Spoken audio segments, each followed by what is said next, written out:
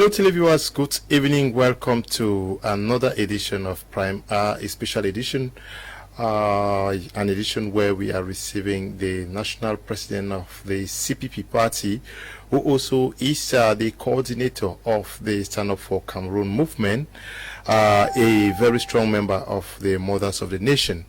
That's Cameroonian Mothers of the Nation. She is Madam Edith Kawala, who is going to be telling us a lot about what is happening in Cameroon. The days ahead are very pregnant, and we are also living very difficult moments, especially with the situation ongoing in the troubled southwest and northwest regions. We are going to be discussing with her about all of this.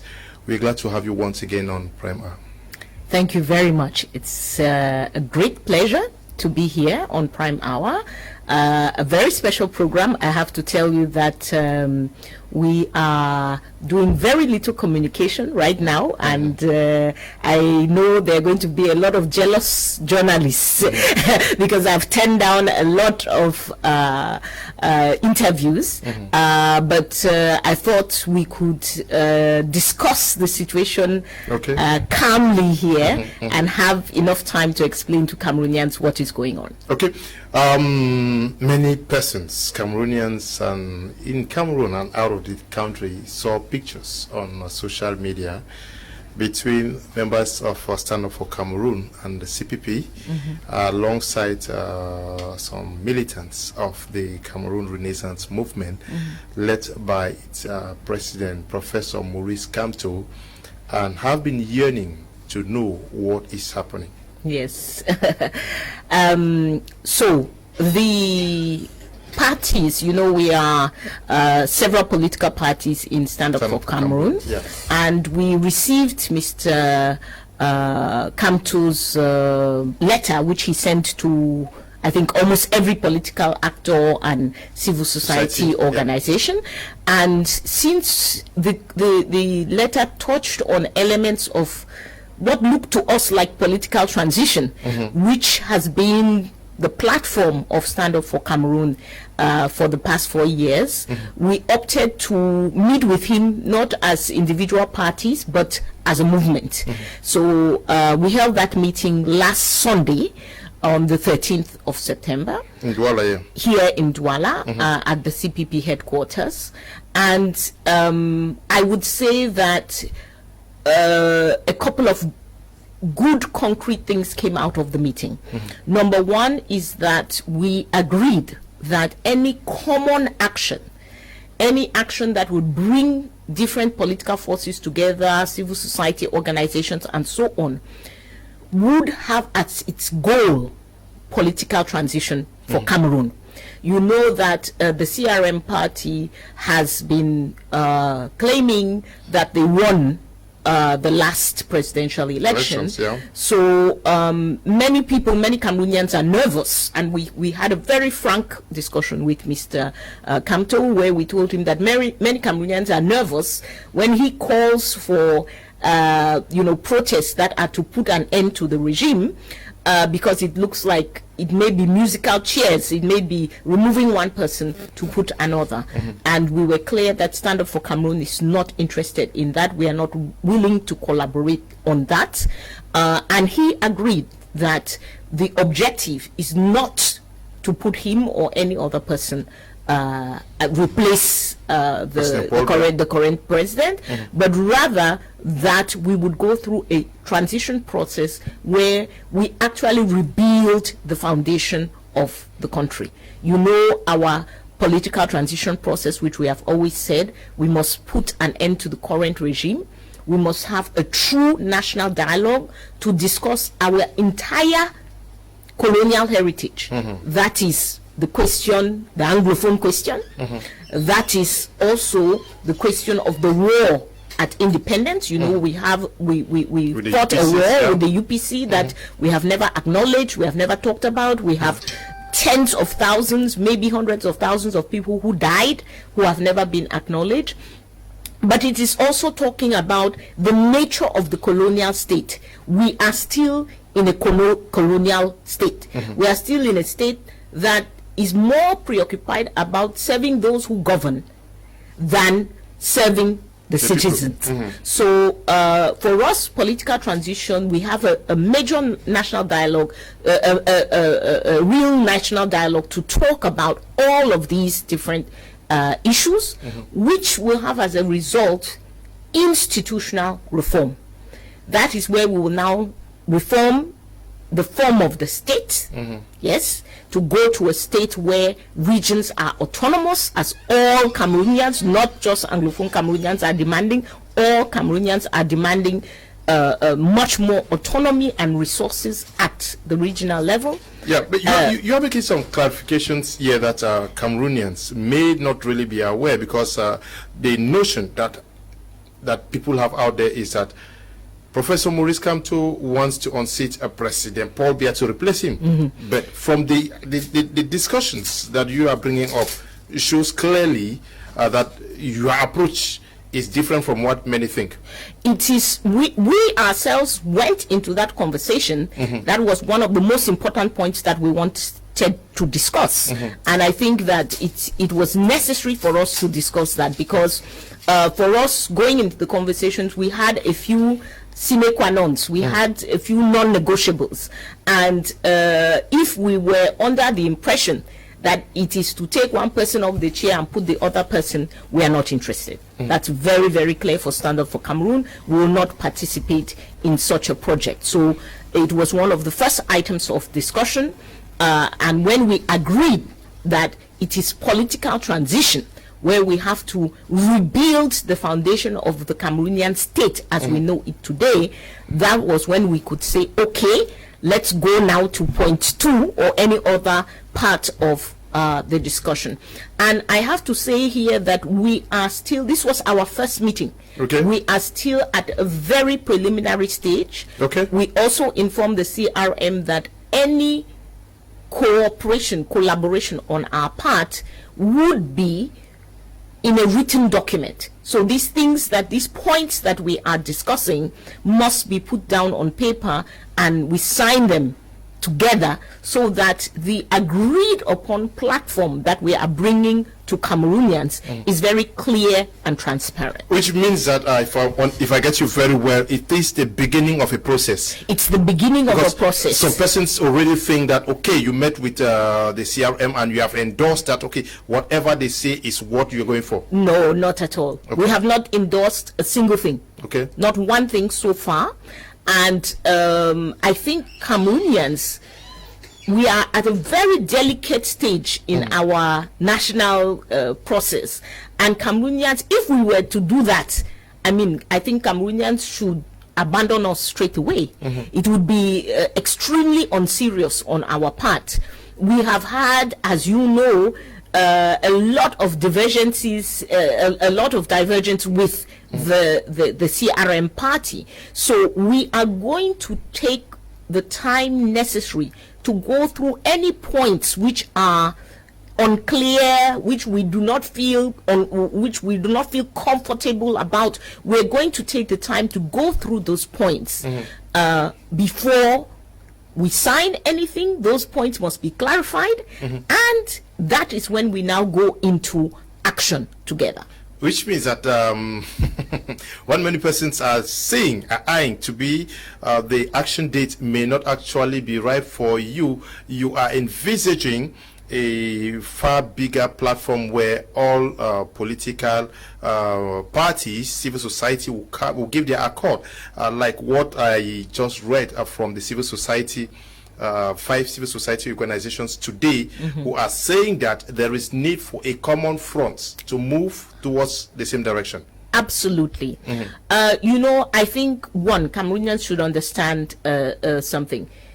One is that who called for a march on the 22nd? Who called for it?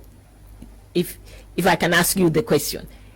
No, it's Professor Maurice Kamto. That is one party, right? Yeah. So no other organization is tied to that date. Okay. Number one. And I think that we would be irresponsible organizations if we carry our followers and enter into a process that we were not part of thinking the about yeah. and deciding about. We are, I think, quite happy that the initiative was taken. Okay. Great initiative. We are very happy to be in a state of conversation. Conversation is going on right now with, I think, all political organizations, civil society organizations. We are not just talking to the CRM, we are talking to each other. There is movement, and that is great. However, I think almost every organization that we have talked to has said we must take the time to build something solid. Okay. We cannot precipitate anything. We cannot lead Cameroonians to somewhere that is unclear to we ourselves. We have to be very clear, and we have to know what we are getting into.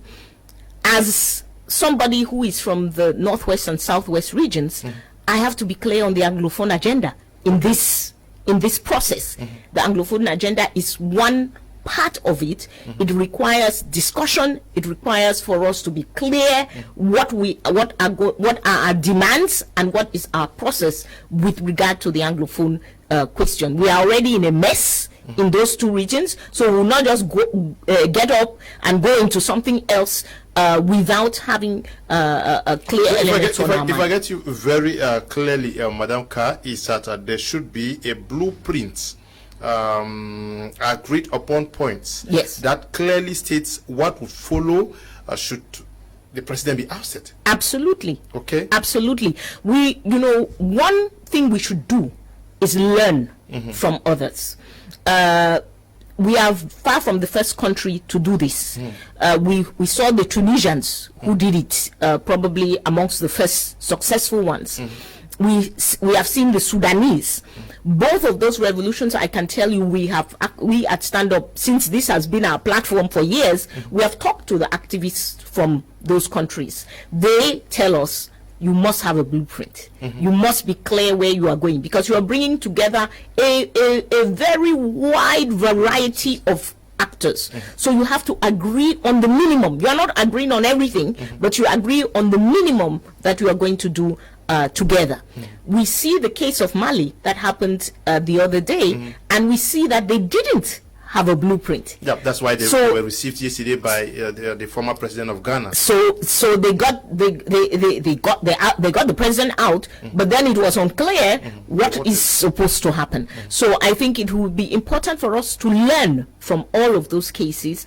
And Cameroon, we are late to the table. We have taken a very long time to get to this position, and we must, at least, if you are late to the table, the one thing you can do is benefit from the mistakes that others have made. At least you should go prepared. But you say you are happy. Talks are going on. Are you also happy that finally these persons who formerly believed in elections are coming back to your position? Because I remember that presidential elections, you said no, and municipal, but you said no, and people are coming back to you.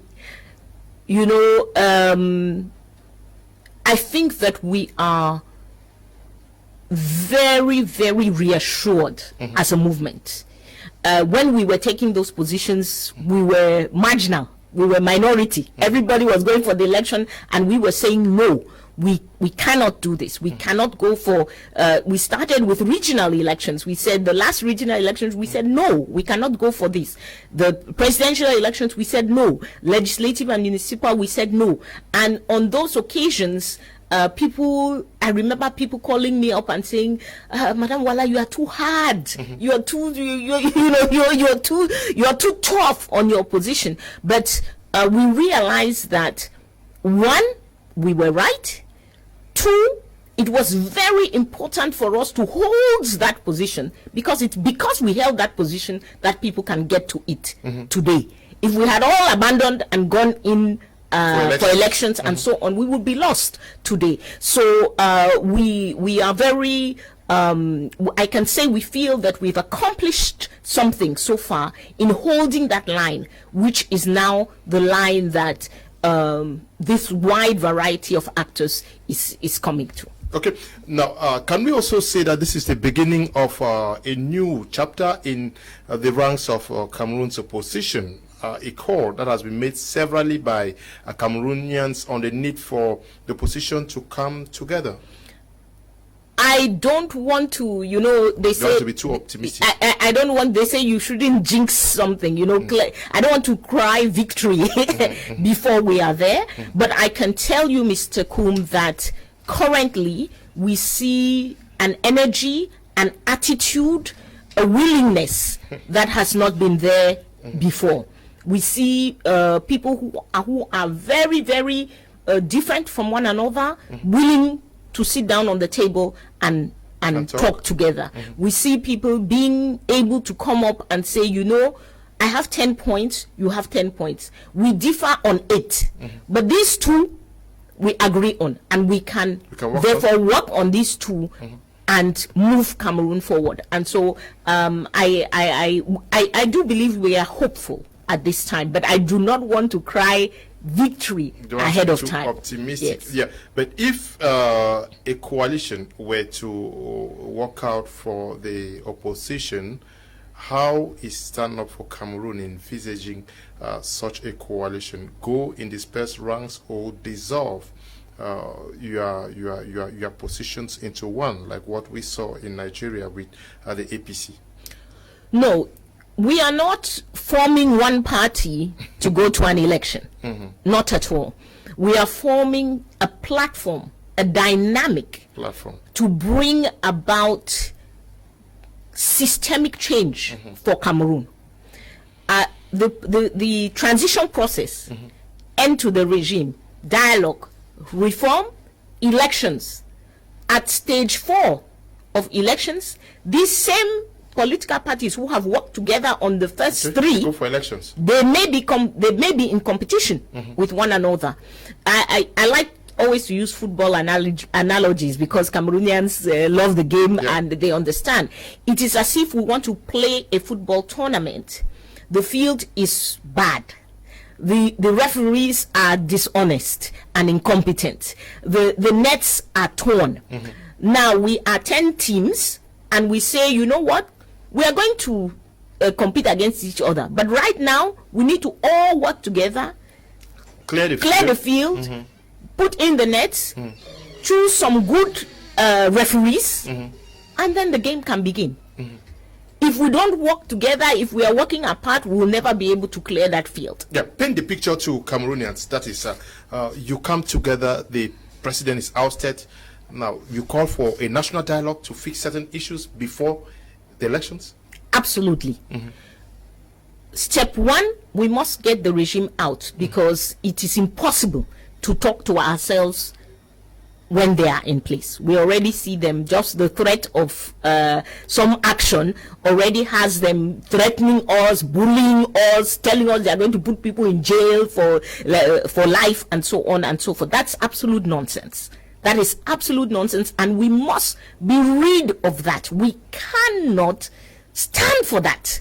We cannot stand for people. We pay these people.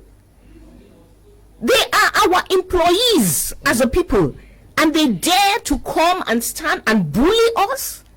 No, we can no longer stand for that. Yep. So they must be gone. Step 2 now, we must dialogue. We have a lot to dialogue about as Cameroonians. We have our Anglophone problem, but we also have a North-South problem. Right now, I can tell you, we do a lot of work in the extreme North, and the people in the extreme North every day are sending messages. Are we still part of this country? Do you people still consider us as Cameroonians? Because they are getting attacked, they are getting killed, and nobody even talks about it anymore in the national news. You know, we have, as I said, we have a colonial legacy that we have to put all those things on the table and sort them out. And when we come out of there, we are reforming. 1, we are rewriting the Constitution of Cameroon. There are a lot of things wrong with the Constitution, including the form of state. If we make a decision in the dialogue that we should now be a federal state, then that will have to be enshrined in a new constitution. So that whoever takes over as president can only apply. We must reform the entire electoral system. We cannot have an elecam which is 90% CPDM and all of these types of things. So we have to reform the electoral system so that we can have free and fair elections. And as I've mentioned, what I'm talking about is not being invented in Cameroon. In fact, I think what is very exciting in Africa today is that Sudan, right now on the continent, Tunisia is still going through the end of its transition, even though they have had elections.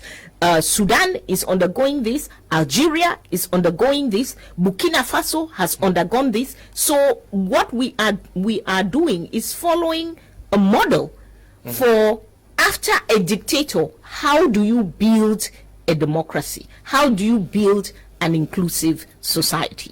Yeah, but that is what you have always wanted, and some persons are joining you in that stance. You also must be working with the notion that the government in place would not want to be removed easily. Absolutely. So you are very aware of what stands in front of you. Yeah. If they wanted to be removed, if they could be removed easily, we would not be here, Mr. Kum. As you say, we have been on this for years. So if it was an easy task, it would have been done. We know that they will not be removed easily. We also know that Cameroonians are reaching that point where they are not standing for this anymore. And this is what we have always said. It is about critical mass. Okay. And what we are seeing happening within political organizations and civil society organizations, as we come together and build this common front, you will find the population following in those footsteps. So this first step that we are in, this first process, is crucial. Yeah, it's crucial. We are feeling very much the weight of leadership right now, because if we fail, it will be difficult for the people to follow. Okay, one question from Mitele viewer says, hello, Mr. Leo, greetings to you people in the studio. My question for Madam Kawala is simple. Does she agree with Mr. Kamto that Cameroonians should go out to protest on the 22nd of this month? If yes, what are her reasons? Egbert Jackson is writing from Yaoundé. I'm sure Madam Ka spoke already on that. Maybe you did not get exactly. that. Madam Kawala, I maintain, is a visionary leader. Her approach is holistic, but unfortunately, they don't want to use her expertise to treat the crisis. Give her a try, okay? I hope that the government or whoever or the population are going to give her a try. It's the population. Yeah. So the population has to realize they have to give us all a try in this moment. One thing is that if the population sits back in this moment and is saying, those people, let's see what they will do, let's see whether this will work or not, we are going to fail. This is the time to step in. I am appealing to Cameroonians at grassroots level all over. Our vision at Stand Up for Cameroon is that people at the grassroots level must be involved in the decision making in the country. But they will not be involved if they are hanging back. So now is the time to step up, join the movements. We want all of those who are interested in Stand Up for Cameroon, who like our ideas, Mr. Eno, who thinks that we are visionary leaders and so on. We need them to do more. We need them to get in touch with us. We need them to come to meetings. We need to hear their opinions. But can you clarify him, because maybe he joined the program late with respect to the question? Yes. So I have said that the question, the march on the 22nd was called for by one organization. We are in a process right now to decide what we are going to do as a common front. Okay. When that common front is in place, no one organization will speak. Somebody sitting here will be a representative of the organization of the coalition or the platform or dynamic, however we want to call it. And when they speak to you, they would be speaking in the name of all of those organizations. That process is in place. It has not yet been achieved. So right now, the call of the 22nd is not the call of a coalition. Yes. Okay, but are you also aware that the opposition could be very divided on these lines, and the need for much work to be done to convince and move most of them from their current positions? I think that that is our job now. I can tell you that personally, I have reached out to political leaders whom I've not talked to for years. Okay. I've reached out to political leaders to whom I talk to every day, but whom we had agreed to disagree. So I now have said to them, listen, we need to find where it is that we agree. So I think that there is, we at Stand Up for Cameroon anyway, we do not minimize the work that is to be done. And it is not just with political leaders, it is with civil society organizations, it's with grassroots leaders, it is with religious leaders. Everybody must buy into this platform. It's not a platform for one party. It's not a partisan platform. It's not a platform for political leaders. It is a platform for the nation of Cameroon. So the only people who are not concerned by this platform are people who are not Cameroonians. But if you are a Cameroonian, then you are concerned by this platform. Now, a transition, you want a transition. What, according to you, would be that reconciling factor amongst the political parties which could not come together for the presidential elections, not only 2018? Previously, it's been very, very difficult. What, according to you, should be that core factor that would want to move to turn people around? So I think that, people are beginning to understand. I don't know whether we were not using the right language or the right terms, but I think also sometimes in the lifespan of a country, there are just moments when people come to this realization. Because we at Stand Up for Cameroon have been saying it. To get people to come together for a presidential election is very difficult, Mr. Kum.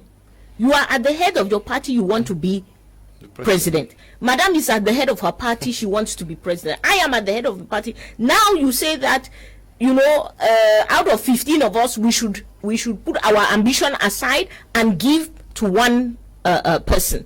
The people, I always hear them say your egos is because of your egos. No. When that person who stands and says, I want to be president, they have a whole slew of people who have chosen. You know what our militants ask us whenever we, even on Sunday, I got these calls from my militants who say, hey, where are you taking us to? If you're taking us to put under somebody, we're not comfortable. We are not interested, because that somebody was there and we chose this party.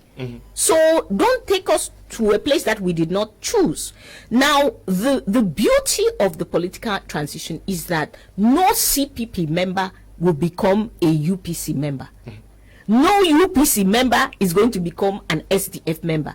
Everybody stays in their political party, but we say we have a job to do together. Okay.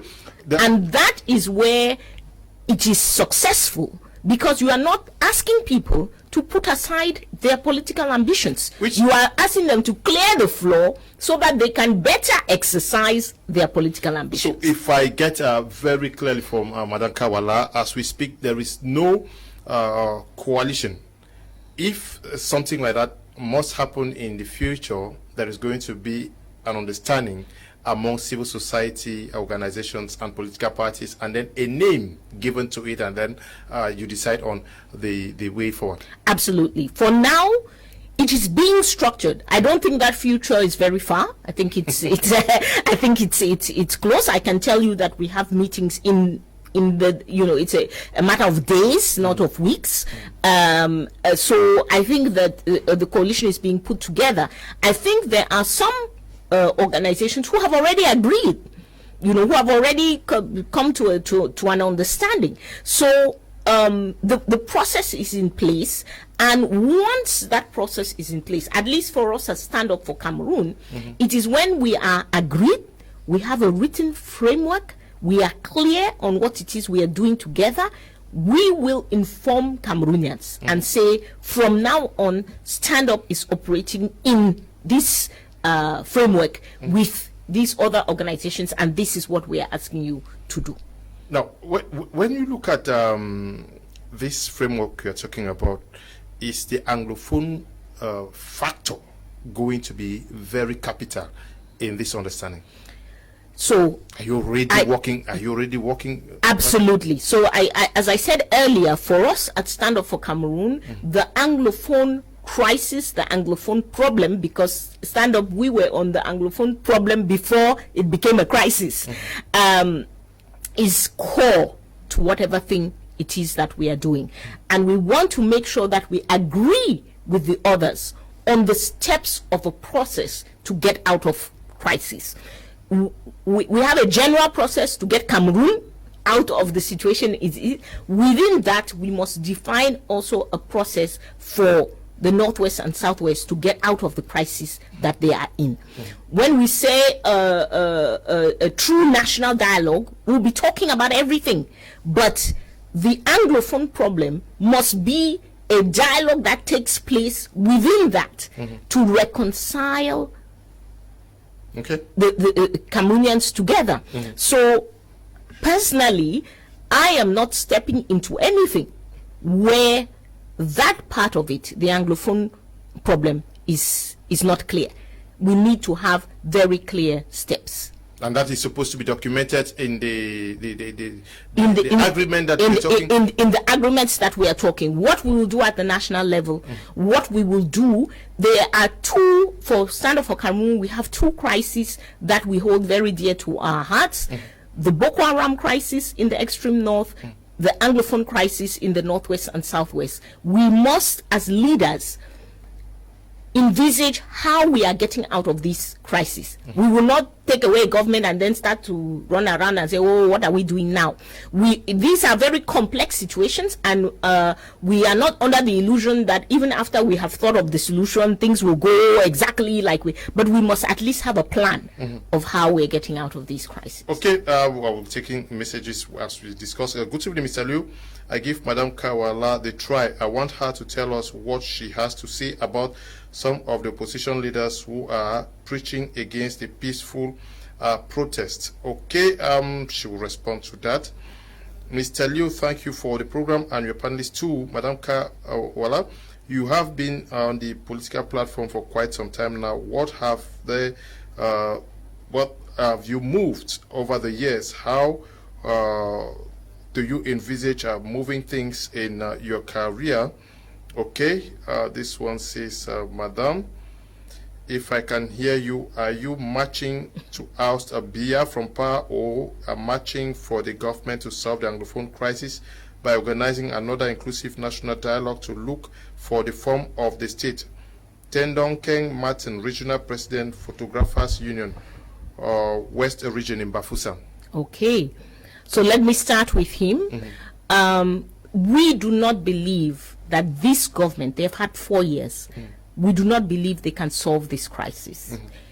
To give ourselves a chance to solve this crisis in depth, we must thank Mr. Biya and his cronies who have been getting us into this mess for the last 38 years, put them aside, and move into transition with a transition government that will now call for a national dialogue. They have had their chance. They had the opportunity to call for a dialogue. They used it to put on a masquerade, to put on a show. Somebody cannot be in such a serious problem, and instead of tackling the problem, they go to put on shows and dances and so on and so forth without tackling the problem. And then you say we should go back to that same person again to solve. People are dying. People are dying. The number of deaths since that major national dialogue, since they claim that they have created special status and whatever, the number of deaths is increasing every day. So at this point in time, the government needs to leave. I have difficulty understanding, Mr. Kum, how a Cameroonian is 38 years. Imagine, I always ask people, imagine that you or I, we hire somebody to clean our house. Month 1, they cannot get the house clean. Month 2, they cannot get it clean. Month 3, they cannot. Will we even allow that person to stay there for 38 months just to clean the house? And here we have a government. Water, they cannot give us. Light, they cannot give us. Road, they cannot give. Hospital, they cannot give. Peace, they cannot give. When they took over from this country, there was no war anywhere on the national territory of Cameroon. 38 years later, under their stewardship, under their leadership, we are counting dead bodies every day. What are we hesitating about to tell these people they have to go? They have to go. Okay. Hello, Mr. Kumle Benzo in Tiku. I like your program, but I hear Madam Edith Kawala, and I say more grace to her. This one says, good evening, Mr. Leo. Nice to see Madam Kawala once again on the platform today. This one says, good evening. Kamtu and Kawala's attitude may be a violation of the law, and we, all patriotic Cameroonians, listen to Paul Biya's best advices, and we are not going to tolerate anybody who don't respect the law. Kindly promise a faithful militant of SNNC Northwest. Good evening to you. This one says, we are not going to be part of the match. This one says, I want to say I'm very impressed with what I am getting, especially when you people make mention of the constitution, because it has really been tempered with thanks. Boru is writing from Bamenda. Now, are you very impressed or comfortable with the number of parties that are indicating interest to want to get into a coalition today? I think it's not so much a question of number. Okay. I think it's not so much. Cameroon has 316 parties. I would imagine that there are about 300 of them. If they came together by themselves and formed the coalition, we would not even notice. We would not even feel that anything had been done. I think that we have political parties in the country who are active, who are engaged, who have a base, who are representatives, and we are looking at those parties. So nobody is going to be excluded. Of course, the idea of working together is to work together with as many people as possible, but I don't think the main factor is quantity. Rather, it is quality. It is the inclusive nature. One of the things, that is another point that we discussed with CRM last Sunday, is that we want to see a front that has Anglophones, Francophones, Northerners, Southerners, from the East, from the West. We do not want anything which has a coloration that makes some people feel like I'm not part of this thing. We want to have a front that is actually representative of the country, and that should be visible even as you look at the makeup of such a front. So I think that the key factors are: do we have a common objective of political transition? Are we respecting certain values, participation, consensus, democracy, consulting the base?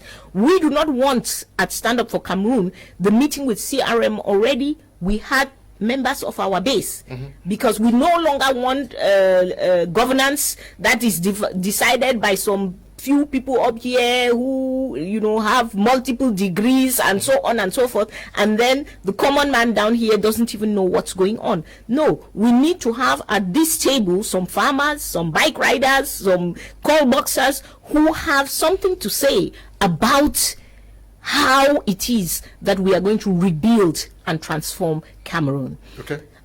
I want to respond to the young man who said we are not following the law. We have a rogue government. The number one job of government is to implement the law. Right now, where we are sitting, there are thousands of Cameroonians in jail without due process. To arrest somebody in Cameroon, the law says you bring a warrant of arrest, or you get a convocation, you go to the police station, or you catch the person in the act. We have thousands of people in jail right now who were walking on the street, got picked up, and were put into jail. Yesterday, I saw a video of some young men from Rome. I mean, I hope the gentleman saw the video.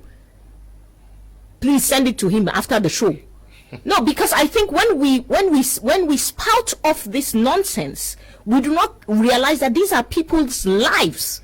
Yesterday, when I saw that video, it was heartbreaking. These are children. These are young men. They have had 5 years of their lives taken away from them. No trial, no nothing. Some of them could not even formulate what it is they had been arrested for because no charge has been brought against them. That is the government that we have. Who is illegal? Who is illegal? Okay, now, good evening, Mr. Leo. Want to brief the courage of Madame Kawala. She's just a woman that have the people at heart. She has the people at heart. But I have this question. Please, Madam, do you have a plan B? I am Fabrice, writing from Widikum. Wonderful. Thank you, Fabrice. Thank you for that question, because also, because there is a date of 22nd that has been put out there, I see Cameroonians behaving as if do or die on 22nd.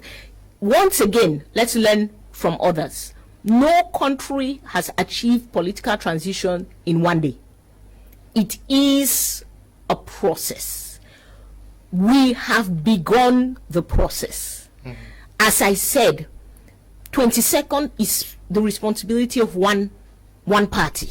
That's the CRM. Yes, but there's the 23rd, the 24th, there's the 1st of October, and the 2nd of October, and there is the 1st of November. And so we are in a process, and now the most important thing that needs to happen is for Cameroonians to step into that process and move it forward.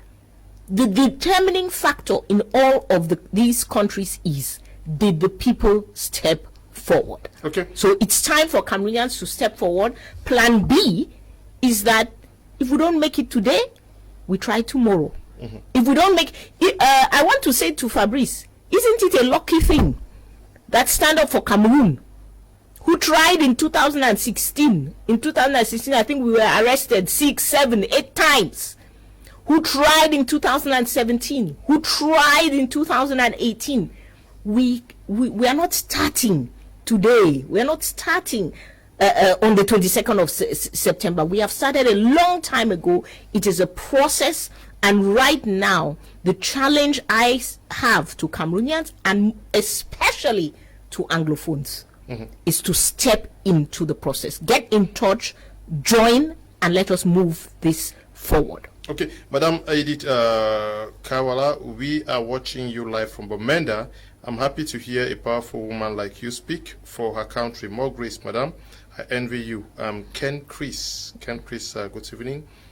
This one says, good evening. We are impressed with the program, but I wish to ask if it's better to be at the level where many have died or get involved to another situation that ends up with the lives of many other lives. Please tell us what your match is all about so that we can decide to follow or not. Bros J.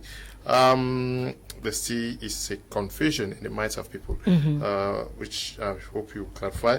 Greetings, Mr. Kum. Always excited listening to your guest, Madam Kawala. Nice program. Keep it up. John is writing from Banyo. This one says, good evening, Mr. Kum. I wish there was 2 truthful leaders like Madam Edith. I salute you, Mama, from Blandin, writing from Bamenda. This one says, I'm happy about the idea of coalition. It is a good step, and I strongly recommend more forums where especially the youths of Cameroon can be educated, because the regime has failed, and bad enough, the majority of Cameroonians do not even know the truth history of Cameroon. Madam Kawala is one politician I have admired long before now, and this country needs more eyes. Eye-opener. Justice Jude is also writing from Bamenda. Mom, I wish to know if peace will ever reign in our country again. Nyebe is writing from Yaoundé. Good day, Madam, is Fred from Kumba. How can someone join your movement? But again, some people are still talking about the march of the 22nd, which is not what you are talking about for now. It's not what we're talking about for now. As I said, we are building a process, and somebody talked about safety.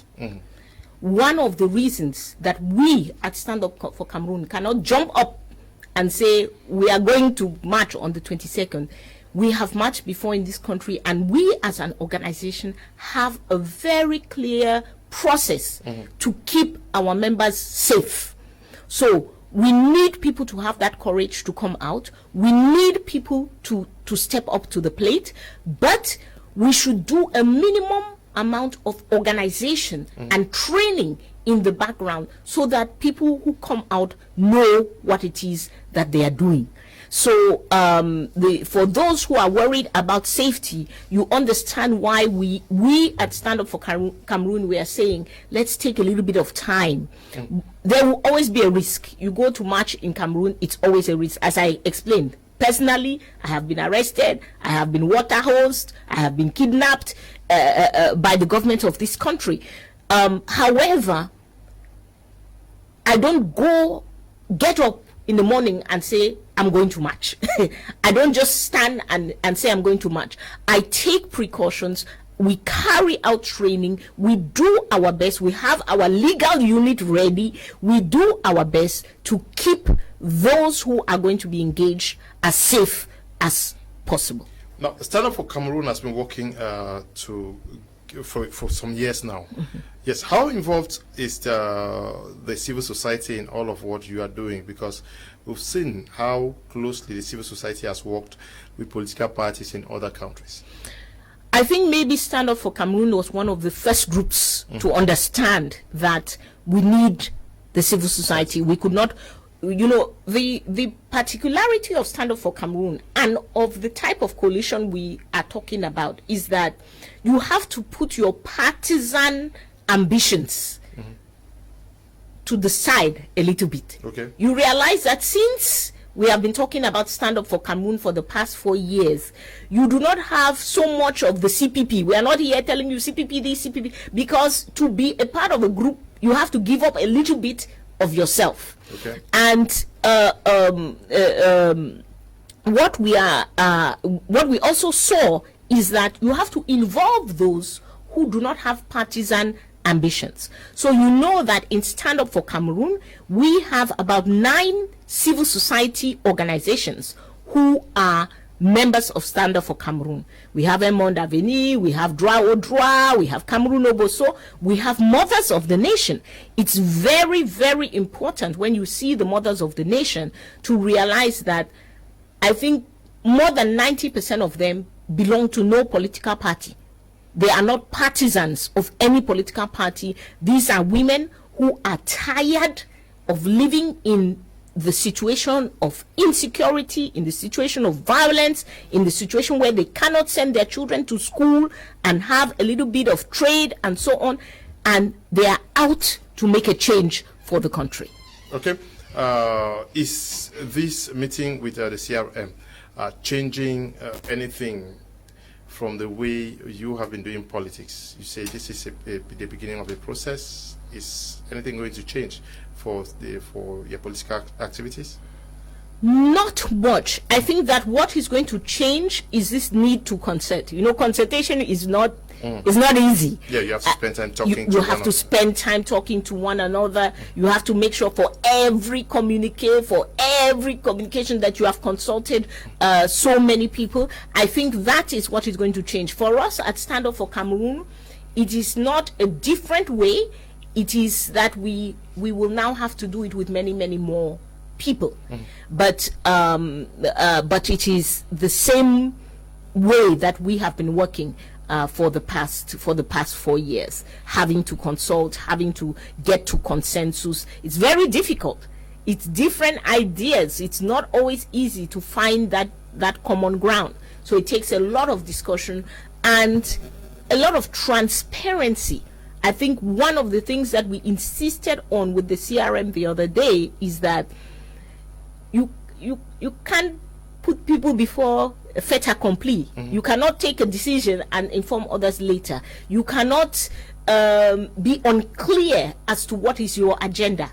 You cannot leave people hanging with impressions. Sometimes their impression is incorrect, but they still have the impression. So you have to clarify that area of doubt. So these are the things that we are going to be working on. Madam Kawala, you came and you have come under heavy attacks severally from militants of the CRM movement. Yes. And the guys of the Brigade Anti-Sadina yes. out there.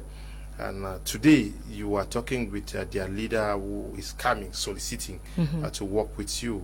Are you feeling hurt? Do you still hold that? And how do you work with these guys who said, okay, you are a Sadina, you have taken money from the government to I think, Mr. Kum, this is leadership 101. I am never concerned. When those attacks happen, because sometimes they have been campaigns, they get on there, hundreds of them for a week or two. I feel a little bit sad for them because I am going on about my business with no effect whatsoever. Cameroonians want change. And they are frustrated and they are tired, and that makes them emotional. And so sometimes they will, according to their perception, lash out at people and insult and so on and so forth. I mean, I think if you are a leader, this is the least of your problems. As a leader, I check myself with 3 things. 1, what is our mission? Yeah. In Stand Up for Cameroon, we have a very clearly defined mission to put citizens at the center of decision making. I ask myself, what I just did, is it leading to that mission or not? That's my check. Second, we have our values. Is it democratic? Did you consult the base? Is it inclusive? Did you make sure that the minority groups were heard? Those are the things that I check. And when I have checked those, and the other thing is that, have I worked in a participatory manner? I am the kind of leader, I speak to militants who have no position in the party. Somebody has a contrary opinion to mine, that is the person I most want to listen to. Because if your opinion is already the same as mine, we already agreed. So I want to hear the person who has a contrary opinion, because that person is bringing me some new information. It doesn't mean I'm going to change my mind. It doesn't mean that I'm wrong or I'm right, but they are giving me information which allows me to better analyze and to see what we are doing. Is it really correct? So I listen, and when I have checked those parameters, believe you me, I'm on. Okay. I'm on. At the insult, I always tell them that, man, Paul Biya has a whole government there with people they pay to insult us, so it's not. Good evening, Mommy. It's Ndasi Jude writing from Bamenda. Thanks for standing for the truth. I pray God gives good leaders like you. Hello, good evening, Mr. Liu. Thanks for so much for inviting Madam Kawala today. I want to use this opportunity to thank her for the efforts she and Stand Up for Cameroon have been making to free Cameroon from the current regime. Also thanking her and the CPP party for showing a good example to other opposition parties by coming into coalition with the CRM of Professor Maurice Kamto to let God take control. Lioness Phone, writing from the Kingdom of Bahrain. Wow. Good evening, sir. Permit me ask this question to Madam Kawala. Are you going to stand up for the blood of Cameroonians spilled on the 22nd? Because I see the military shooting anyhow on instructions. Okay. I'm not sure that is what Madam Kawala is calling for here. This one's message is not too. This one says, Madam Kawala, thanks very much for your courage in the difficult Cameroonian political scene. I think this is time for Francophones to prove their worth. Anglophones have been fully engaged in the fight for liberation. Tinechung Ngi, writing from where you did not tell us. This is Vicky from Bamenda. Madam, I always admire your courage and the grace that God has bestowed on you. I want to say you need to hold God firm before taking any decision. The Bible says it is not by might nor by power, but by the Spirit. Wisdom only comes from God. Okay.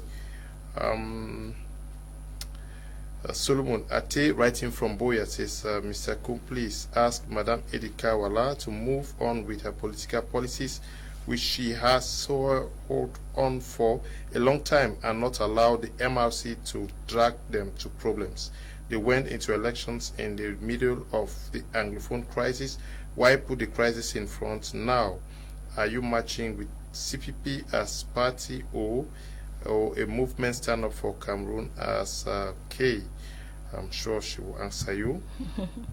Greetings, Mr. Leo. Greetings to our honorable guest. The Anglophones have already done a lot to change this country. I think that if Madam Kawala needs to take action, I think more sensitization should be with the Francophones. Okay, Peter Che is writing from Douala here. This one says, young master from Bamenda, mom, courage. We are solidly behind you. I love your courage. Now, Madam Kawala, you have to answer some of these questions. Yeah, because I want us to get to what is happening in the Northwest and Southwest regions. Okay. I think there was a question there about am I going to be responsible for the blood? Yeah.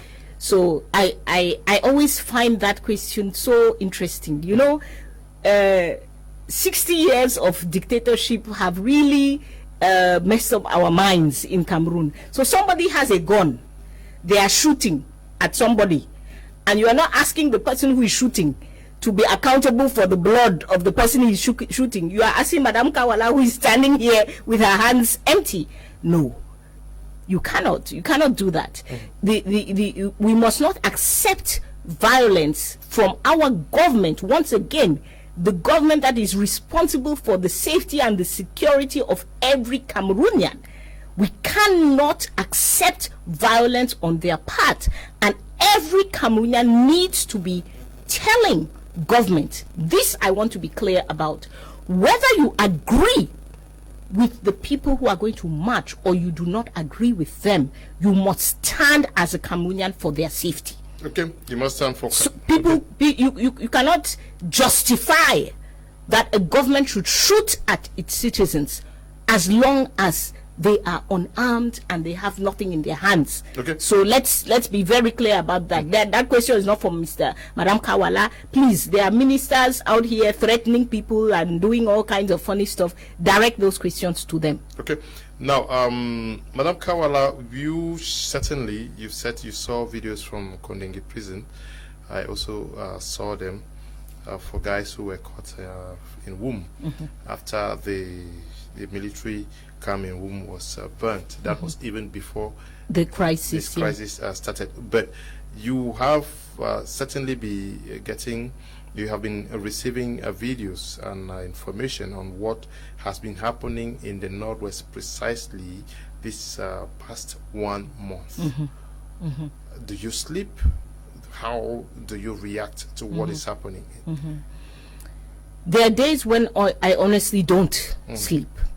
First of all, is that I am, one part of me is from the Northwest. My father is from the Northwest.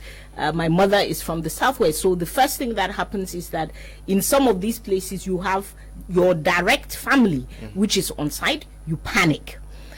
When that panic has subsided, then you start thinking about all the people you know and what people are going through and so on and so forth.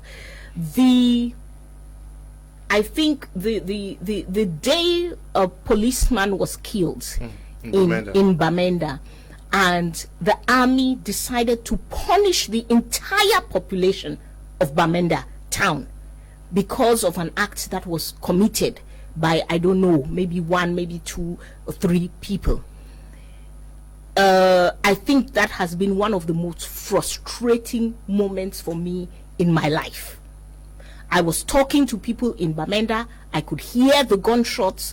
People were, women who are 10, 20 years older than myself were telling me, I'm now walking, my hands are in the air, and so because we were talking to our mothers of the nation, we were talking to our militants on the ground.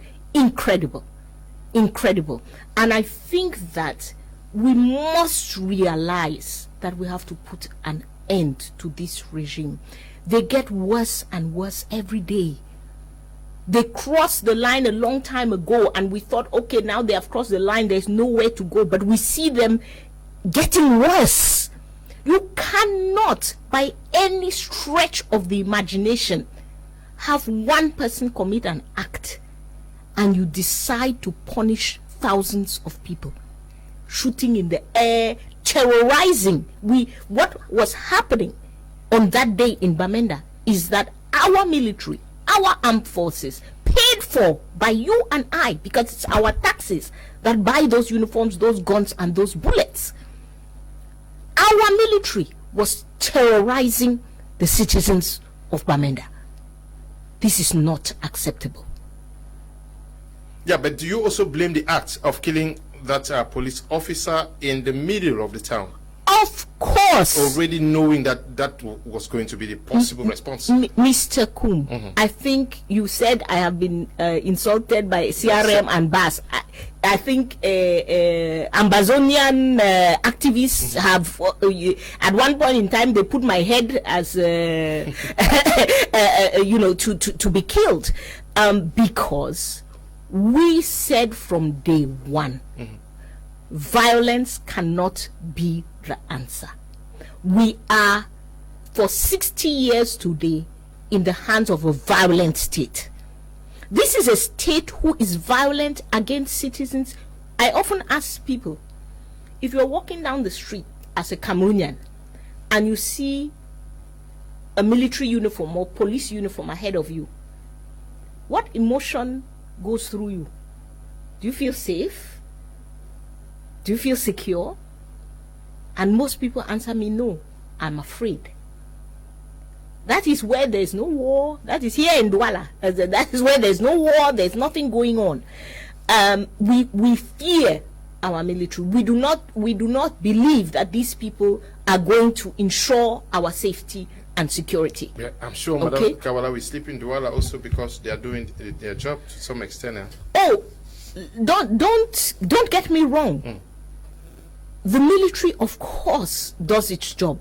And thank you for bringing up that point, because people get confused when I say this.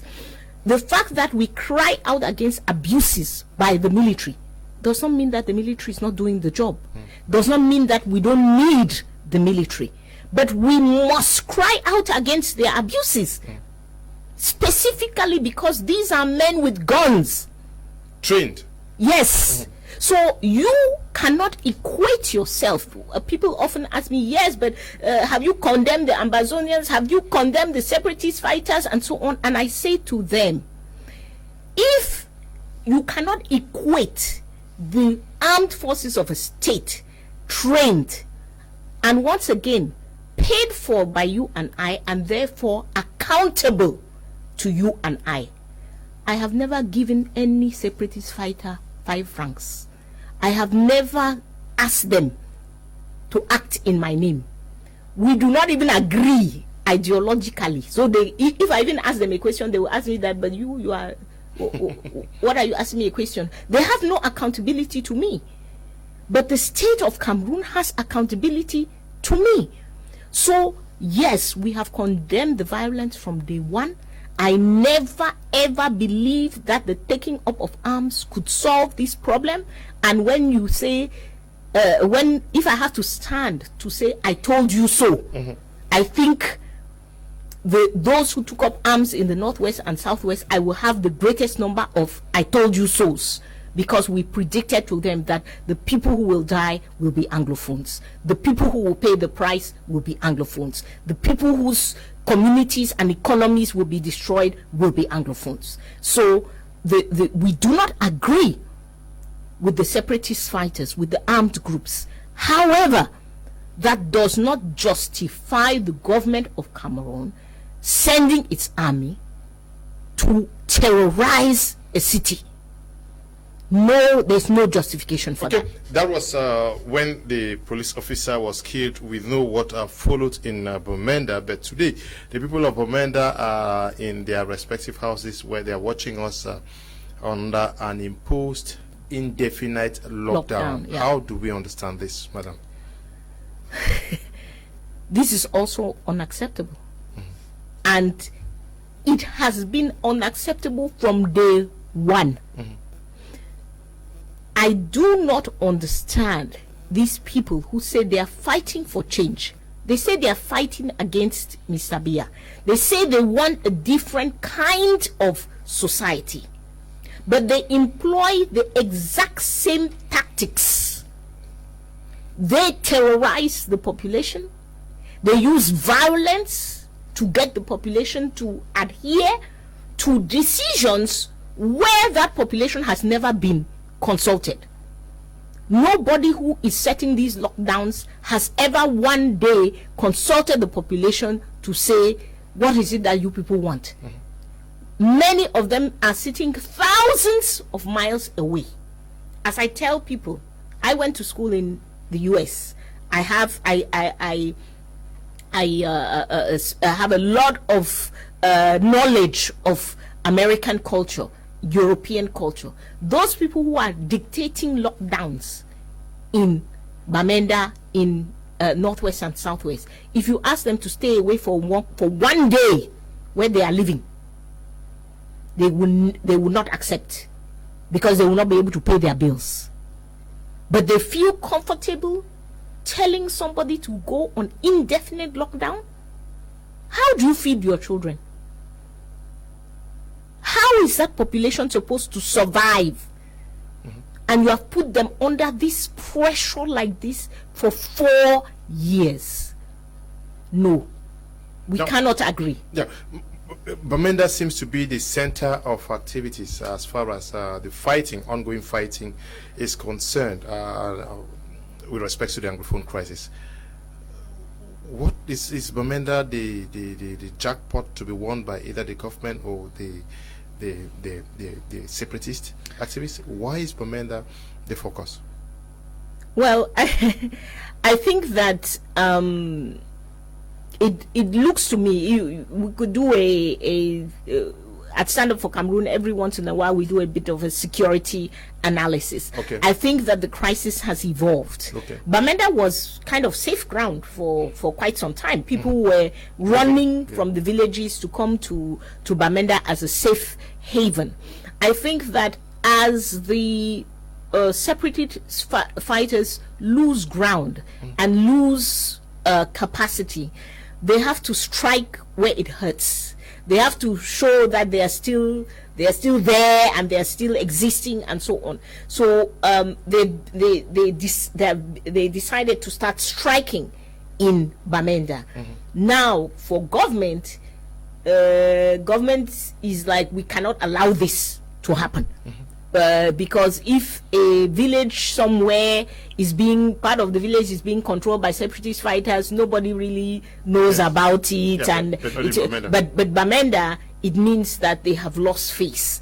And since this government is more concerned about losing face than than building peace or taking care of its citizens, then they have this overreaction that we see, that we're seeing now. Mr. Kum, I often say that one of the things happening in this crisis is you men. I see too much testosterone. I feel that some of what is happening in this crisis is just, as we say in Pidgin, show me, I show you. It's not really about ideology. It's not really about somebody trying to achieve an objective, but it's just, I want to show that it's me who is the strongest man. In the meantime, the population is dying. Are you reaching out to the mothers? Because you said that first day, the mothers carried their hands and they were Absolutely. rushing to Jemi. Now, are you reaching out to most of them who are in Tamolung, who are in Aziri, in Big Mancon? What are they saying? The mothers are getting fed up. Okay. One of the reasons why we have said we must take time to prepare our action is that, the mothers of the nation, they came out in 2017, they came out in 2018. This year, they have been out twice already. So we don't follow a program from somewhere else. We follow the program from what the people are telling us. And they told us, please don't interrupt us with something that was not part of what we were thinking about. Let us continue building up and getting ready for coming out, and we can join coalitions and grouping and whatever thing that you people are all about. But they have their own plan of action, and I think you won't be asking me very soon, because they will be expressing themselves very clearly. Okay, because please, many of you are calling. We cannot take calls. The phone is ringing since the start of this program. We keep calling. We cannot take a call. All we can do in the program is to take a message. The messages are also coming so many. Reverend Father Bertus Sanji, writing from Bamenda, say greetings, Mr. Liu, and greetings to Madame Kawala. She has received your greetings, Pater. This one says, greetings, evening, Mr. Liu. I'm enjoying the show. Madame Kawala said violence cannot solve the problem in Cameroon, but yet they are forming a coalition with CRM to oust the president. Isn't this not violence? And Maya, your courage, Madame. And Francis is writing from Bamenda. Definitely, everybody is watching the program from Bamenda. Yeah. Yes, lockdown. They're all at home. Yeah. Greetings to you, Mr. Liu, and to Madame Kawala. Courage to the stand up for Cameroon, but please don't get Anglophones involved in hell on earth in the northwest and southwest regions. A young Thomas is writing from Bamenda. Okay, a young, good evening. Yes, madam, you are on the right track. I believe the future is promising for Cameroonians. Thank you very much. This one says, good evening, Mr. Kum. Madam Kawala, I like your briefness. We two women like you. Nanga is writing from Bamenda. Good evening, Mr. Kum, and to you, Madam Kawala. Okay, she's receiving your greetings. Good evening, Prime Power. Donatien is writing from Yaoundé. The time for liberation is around. Okay. Mr. Liu, good evening to you. The military doesn't come for nothing. Look at towns where there is no Amber Boys. Those towns are in peace. Okay. Well, that could be a big debate now. Yeah. Yeah. Pastor Promise. Okay, that is my brother watching us from Boya. He says, great job, my noble journalist, and greetings to Madam Kawala. My question to you, Ma, for over 4 years of this conflict, what measures have you taken internationally to put an end to these killings? Pastor Promise, good evening to you and to Madam Laughlin. Extend greetings to the house. Good evening, Mr. Liu. I enjoy your program. We need Moses to take us to the promised land. Now is the time for Egyptians to go. Marcel is writing from King Kong. Marcel, where is King Kong? Yes, Madam, I don't know whether you have an answer for Pastor Promise. Greetings to you all in the studio. Madam Edika Wala, you are a true leader with a motherly heart. I appreciate you for standing tall all this while. But I was doubting your stand when I heard you are joining Mr. Kamto with all his inconsistency. But you have your explanation in this program. I am a bit clear now. But Madam, you have to be very vigilant in that move, because we are no longer ready to be used by people who are more dangerous than the people they want to send away. John Paul Mbi is writing from Yaoundé. Yes. So first, Pastor Promise, I think he had the question about the international. Yes, what are you doing to engage the international community? Yes. We have engaged the international community, I think, almost from day one of this crisis.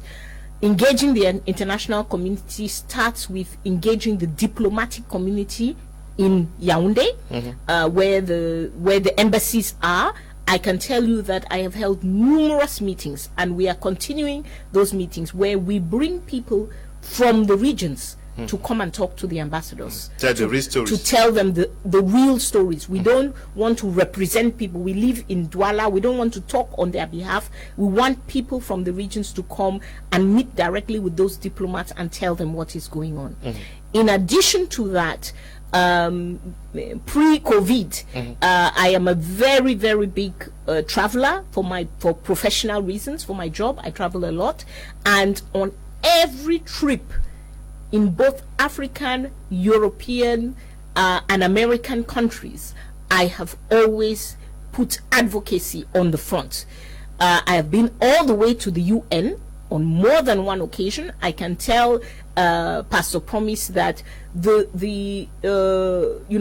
people don't realize this. When Amnesty puts out a report, or when Human Rights Watch puts out a report, it is because those of us who are on the ground are providing information. We feed them from information. They have different sources of information all over the country, and we feed those international NGOs information, and then they produce a report. But I have also had more than one meeting at the United Nations in New York to talk about the case of Cameroon. The last time was about 2 years ago, where I addressed about 20 different countries, representatives of countries in the United Nations. The area meeting, you remember the area meeting. Those meetings don't take place by accident. We are, many of us, advocating around the world for Cameroon and putting pressure. I can tell you that for the area meeting, Stand Up for Cameroon was at the forefront. We were talking to every country on the UN Security Council and providing them with information so that they could go to that meeting well informed. But I also want to say this about the international community. There is a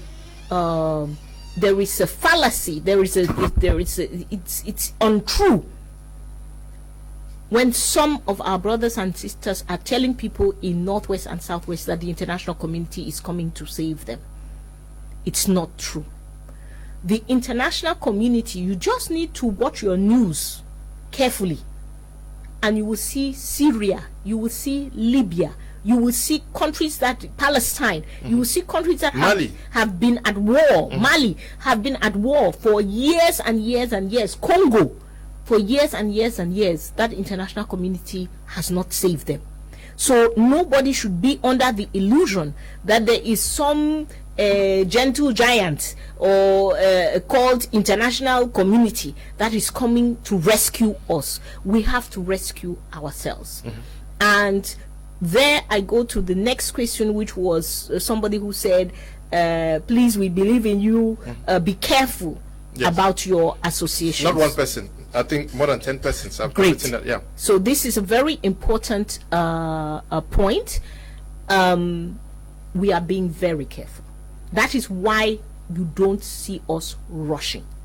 That is why you don't see us picking up something that was decided by somebody and saying, okay, now this is what we're going to do. We are being very, very careful.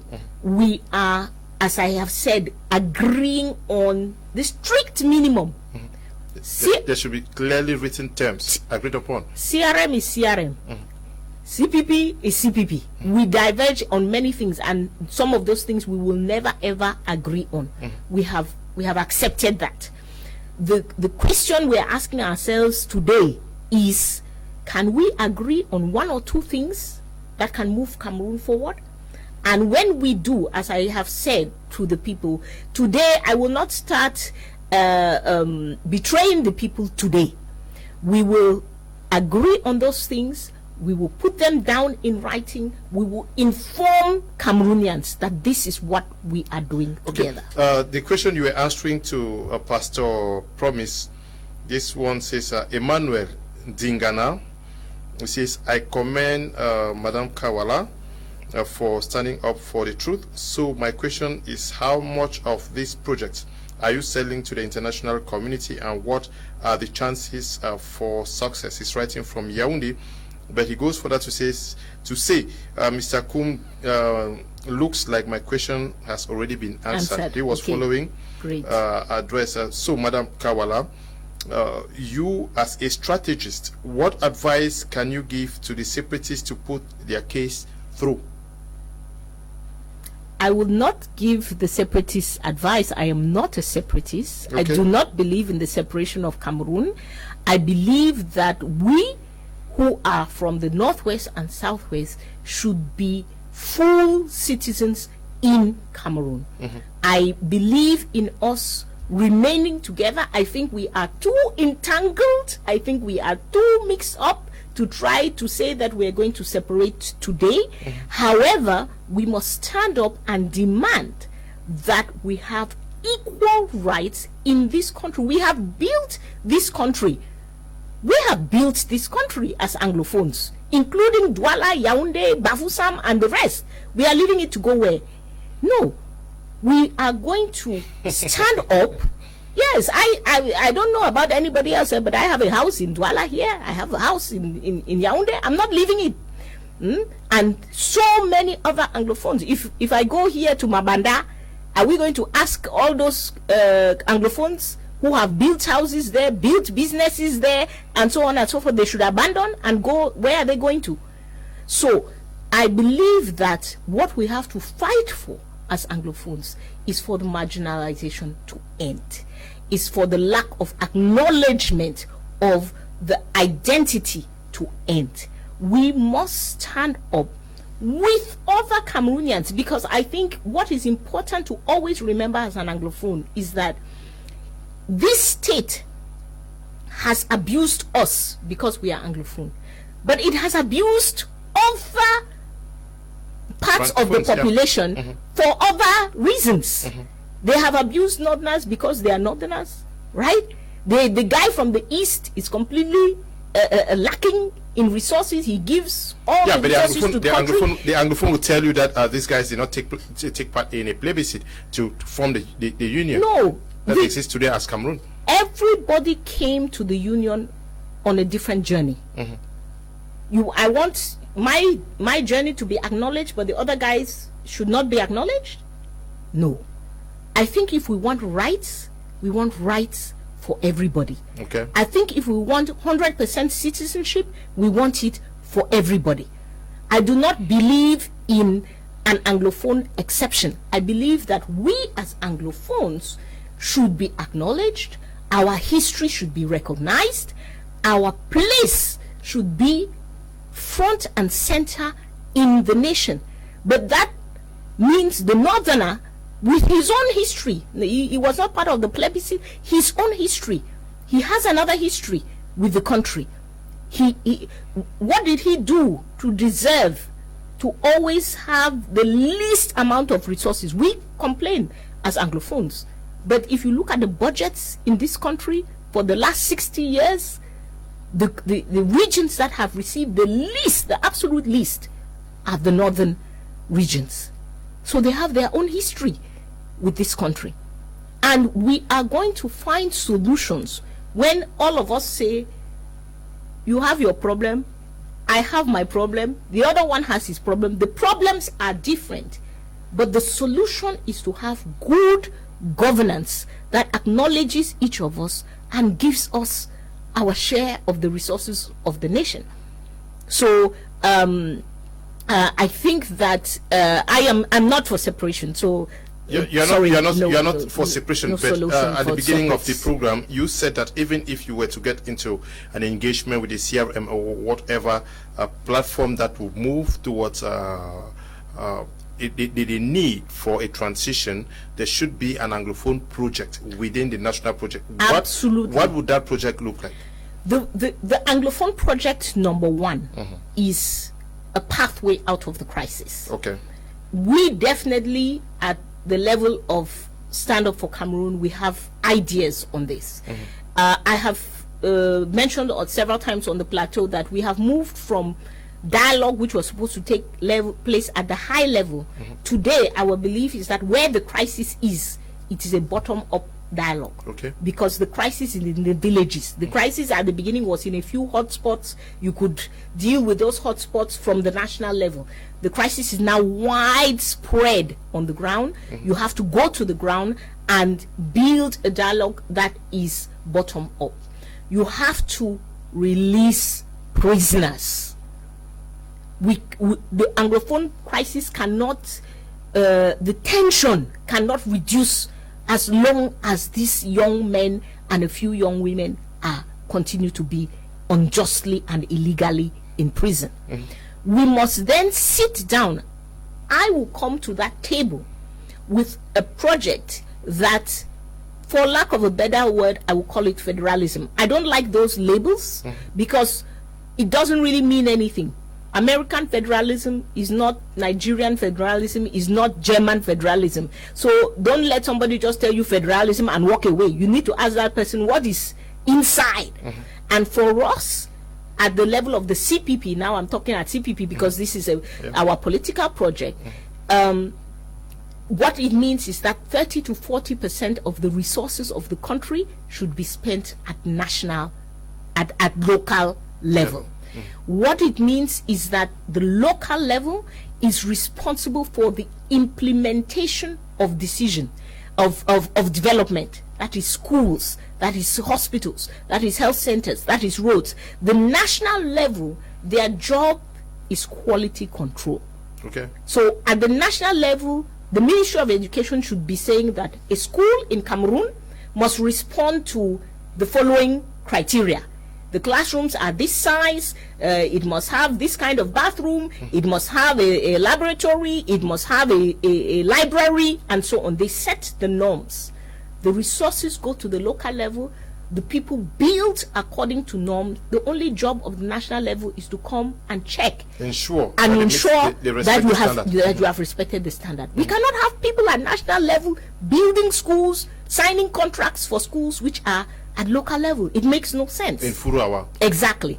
It makes no sense. So when we are talking about autonomy of regions, federalism, we are talking about money that has to go to the local levels, and we're talking about power, the power to decide, to implement.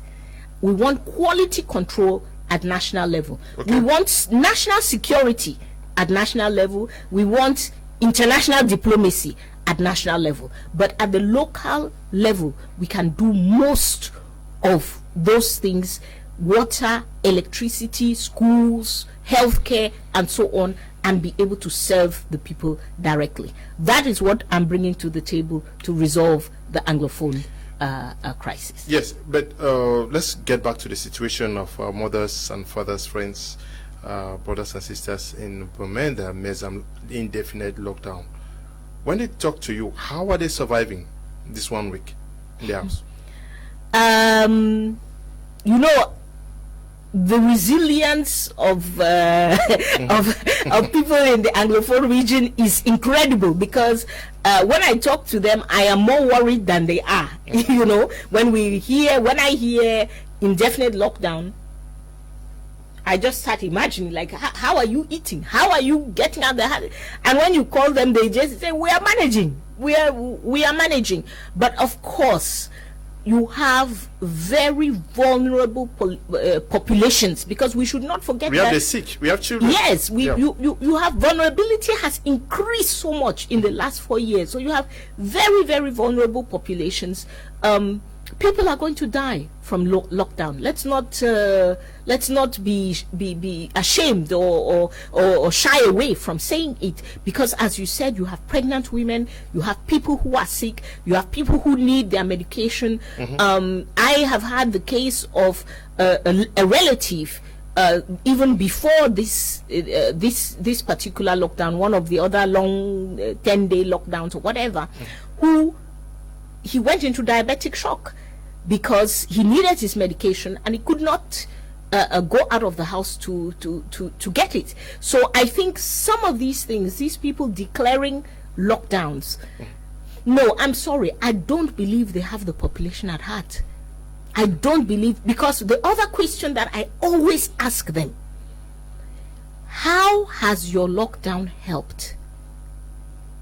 Are we closer to having an Anglophone identity because of lockdown? Has the government listened because of these lockdowns? It doesn't pressure the government. It doesn't pressure the government.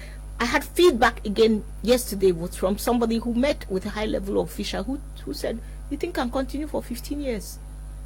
Because they are sitting in Yaoundé, they're not locked down. Yeah.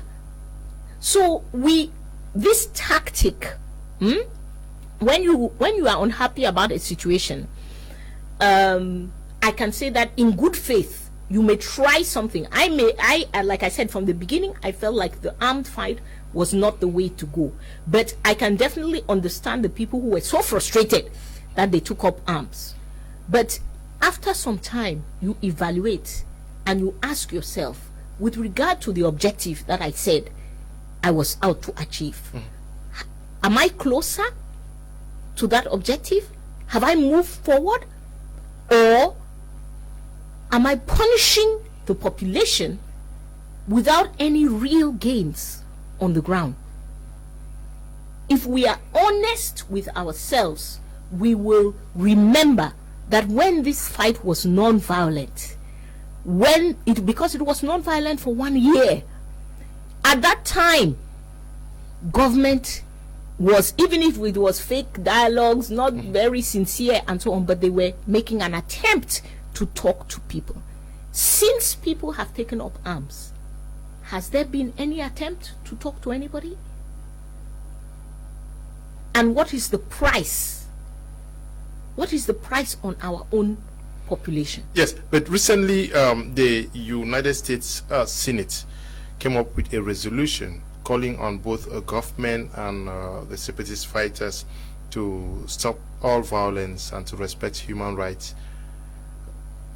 Should Cameroonians actually expect anything important, tangible from this so-called international calls? And why is it that since the call by the United Nations Secretary General for a ceasefire to be respected across the globe, nothing is happening in Cameroon? We've had so many calls. The Senate, and I think people sometimes don't understand how these international organizations, these other countries work. In the U.S. Senate, any group of senators can sit down and come up with something and make such a call. And if you look, that Senate, I think this is the third or fourth call coming from them, from different groups of senators.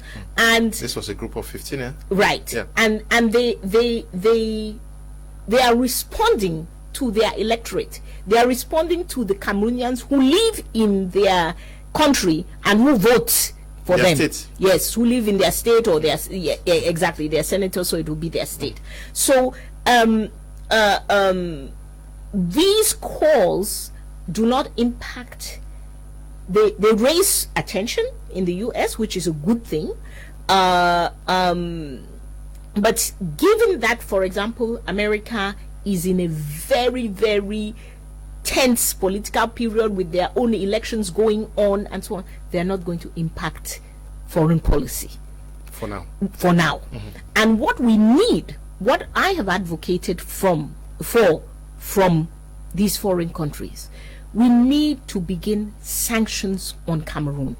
Not sanctions against us, the population, but sanctions against those who are ruling and whom we know have committed human rights offenses.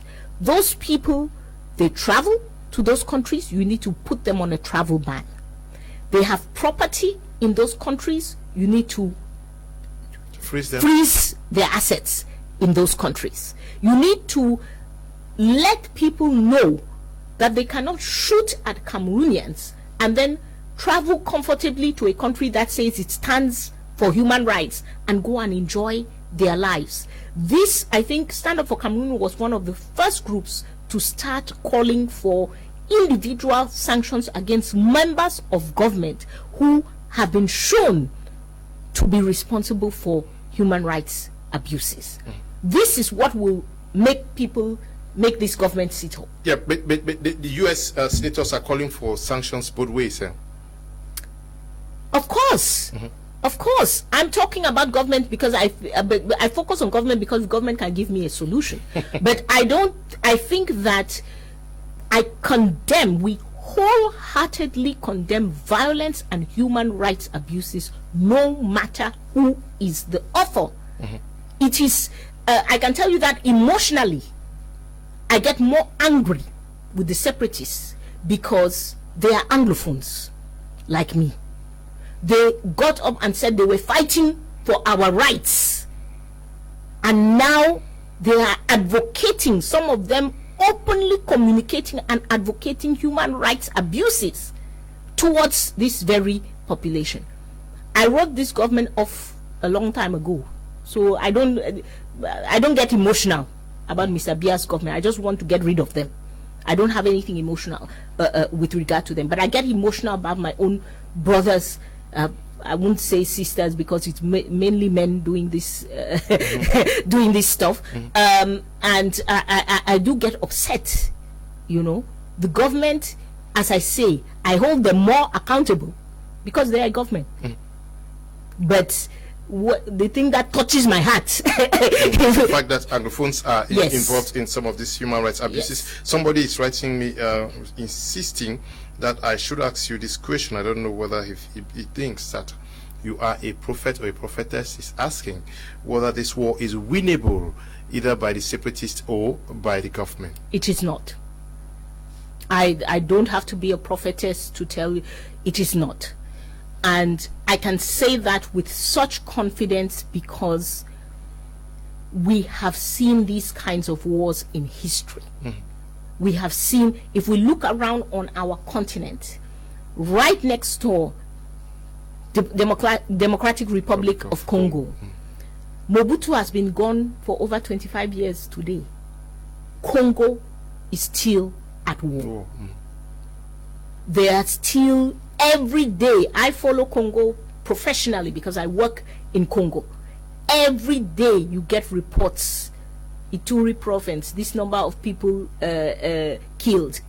The Kivu as a whole, North Kivu, you get the number of people who have been killed. Somalia, the same.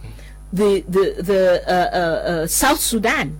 South Sudan is a wonderful example for those who are separatists. They should study South Sudan and see, what happens when people take up arms in these kinds of situations.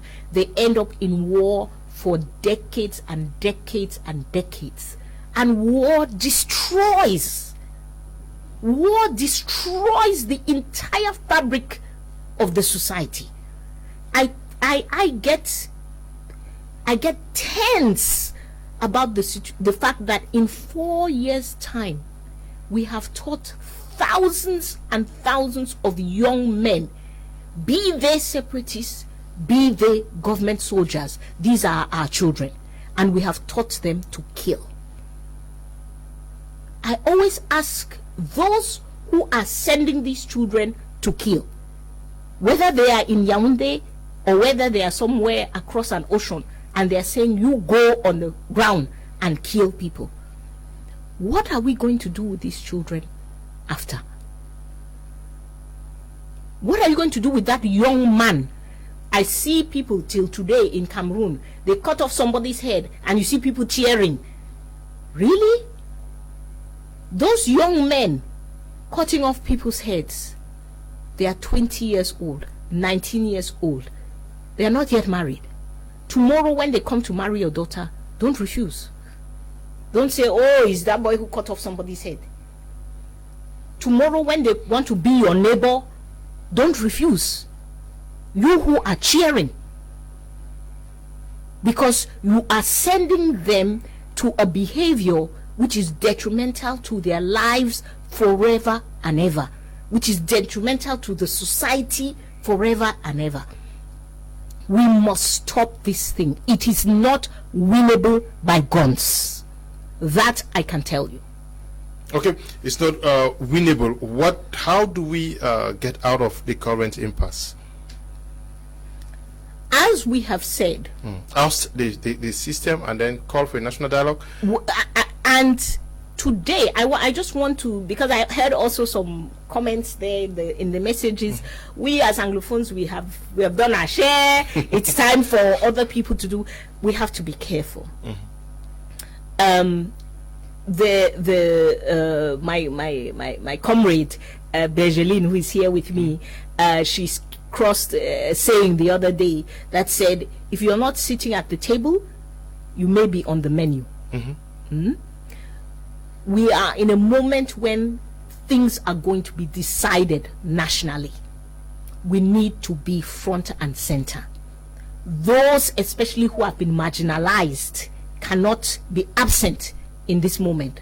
They cannot sit back and say, oh, it is time for other people to do, because nobody defends your rights. You defend your rights. So we are asking people, Cameroonians now, Anglophones, lean in, step in, be a part of our movements, be a part of our political parties, because the discussions that are going to be taking place, the decisions that are going to be made will impact our future and will impact how and whether we get out of this crisis. So I am making a direct appeal to Cameroonians of all walks of life. Contact us. Mr. Kum, I hope I get an opportunity to give a phone number again this time. Yes, if possible. Yes. I'm sure many of you would want to get the number of Madame Kawala. I'm going to ask for the number. Yes. 670, yeah, 712563. Okay, Madam, she can give you. Yes, I'll give the number. 670-712563. And I will ask also, as Mr. Kum does, please send a message rather than calling, because last time we got so many calls and we lost many people along the way because we could not respond to all the calls. Please send a small text message or a WhatsApp. It's also a WhatsApp number, text message or WhatsApp, and we will respond to you by text or WhatsApp. Do not call, send a message. Okay, Madam Kawala, one last message to the persons watching you this night through My Media Prime. I want to say to all those who are watching, we are moving into crucial moments. It's not going to be a one-off. It's not going to be a magic wand. We are going to work through it. And what I want to say is that we need you, the population. We, the leaders, need you in this moment. We need you to come forward, to join us, to be part of training, organizing, mobilizing, so that as we begin to take action. We take action continuously until we get a result. We are not going to rush into things. We are not going to take action that we have not thought about or decided upon together, but we need you now to step up to the plate. The future of Cameroon is being decided. Okay, the future of Cameroon is being decided. Many of you, thousands of messages came. I could not read them because that would have prevented Madame Kawala to say all the things she said on this edition of the program. We want to thank you all who took time off to watch the program, especially those of you who kept quarreling on social media and sending messages on text, on WhatsApp and SMS. We are very grateful that you follow the program, and special thank you to the production team, Eli and his team. Stay blessed. Bye-bye.